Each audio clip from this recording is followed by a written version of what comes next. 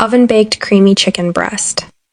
Placing my chicken breasts on the board, already cleaned and washed.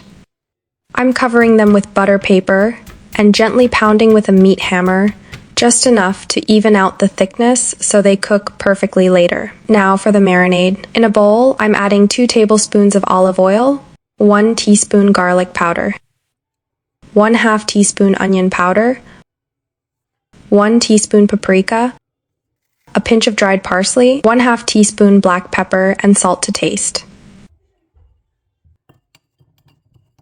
Mix this well. If it feels a little dry, add 1 extra tablespoon of olive oil. That makes it 3 tablespoons total. Coat the chicken pieces evenly in this marinade and let them rest for at least 10 minutes. Next, I'm heating a pan with 4 or 5 tablespoons of olive oil or any neutral oil. We're not fully cooking the chicken here, just searing it for that beautiful golden color on both sides. Once you get that nice golden sear, remove the pieces and place them into a baking dish.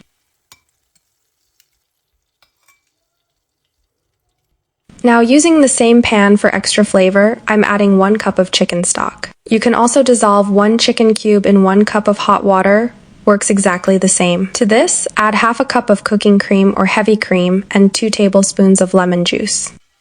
Stir and let it come to a gentle boil.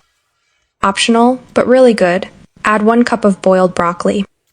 It soaks up the sauce beautifully. For thickening, mix 1 tablespoon of corn flour with 1/2 cup water and add it in.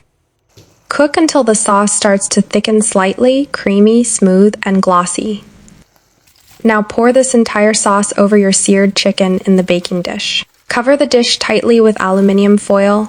This ensures the chicken stays juicy and tender. Bake until the chicken is fully cooked and the sauce turns silky and rich. Your kitchen will smell amazing by now.